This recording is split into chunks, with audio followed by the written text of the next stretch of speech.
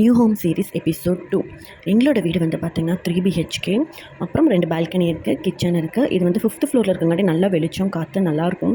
So நாங்கள் வந்து ஸ்டார்டிங்கே முடிவு பண்ணிட்டோம், ரொம்ப டார்க் ஷேட் போகக்கூடாது, லைட்டர் ஷேடாக இருக்கணும் அப்படின்னு சொல்லிட்டு. எங்கள் இன்டீரியர்ஸும் ஃபஸ்ட்டு எங்கள் கிட்ட சொல்லிட்டாரு, லைட்டர் ஷேட்ஸாக போகலாம், டார்க்கர் வேணாம்னு சொல்லிட்டு. ஏன்னா ஃபஸ்ட்டே நம்ம என்ன மாதிரி ஷேட் யூஸ் பண்ணுறோங்கிறத ஃபஸ்ட்டே ஃபிக்ஸ் பண்ணால் தான் நம்ம அதுக்கு தகுந்த மாதிரி உங்களுக்கு வார்ட்ரோப் கலர்ஸு, அப்புறம் ஸ்டடி டேபிள் அந்த மாதிரி நம்ம ஃபர்னிச்சர்ஸ் ஐட்டம்ஸும் நம்ம அதுக்கு மேட்ச் பண்ணி தான் போகணும். ஸோ நீங்கள் வீடு ஏதாவது இன்டீரியர்ஸ் பண்ண போகிறீங்கன்னா ஸ்டார்டிங்கே ஃபஸ்ட்டு பெயிண்ட் கலரே நம்ம சூஸ் பண்ணிடணும். ஏன்னா பெயிண்ட் கலரை சுற்றி தான் நம்ம வந்து மற்ற ஐட்டம்ஸ் எல்லாமே பண்ணுற மாதிரி இருக்கும். ஸோ நீங்கள் ஃபஸ்ட்டு பண்ணும்போது பெயிண்ட் ஃபிக்ஸ் பண்ணிடுங்க.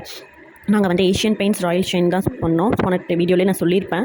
இதோட வந்து பார்த்திங்கன்னா நம்ம அங்கே ஷாப்லேயே வந்து நமக்கு நிறைய கேட்லாக்ஸ் இருக்கும். நம்ம அங்கே செலக்ட் பண்ணிவிட்டு அங்கேயே நம்ம வந்து எப்படி இருக்குன்னு பார்த்துக்கலாம். ஸோ அங்கே வந்து காமிப்பாங்க என்னென்ன ரூமுக்கு வந்து நம்ம என்னென்ன மாதிரி வேணும், நம்ம கலர் செலக்ட் பண்ணிவிட்டு நம்ம பார்த்தா நம்மளுக்கு ஒரு ஐடியா கிடைக்கும். ஸோ இது நல்லா இல்லைனா வேறு சேஞ்ச் பண்ணலாம், அப்படி மாற்றி பண்ணுவோம். நாங்கள் ரொம்ப டைம் எடுத்து தான் பெயிண்ட் முடியும். ராயல் ஷைன் வந்து பார்த்திங்கன்னா நல்ல ப்ரீமியமான லுக்கு கொடுக்கும், நல்ல க்ளோவிங் இருக்கும். அதுக்கப்புறம் வந்து பார்த்திங்கன்னா ஸ்டெயின் ரெசிஸ்டன்ஸாக இருக்கும். ஸோ ஏதாவது ஸ்டெயின் பட்டால் கூட நம்ம அப்படியே வைப் பண்ணி எடுக்கிற மாதிரி தான் இருக்கும். ஸோ பெயிண்ட் டிசைட் பண்ணும்போது வார்ட்ரோப்ஸ் கலர் எப்படி அது எல்லாமே யோசிச்சு டிசைட் பண்ணிக்கோங்க.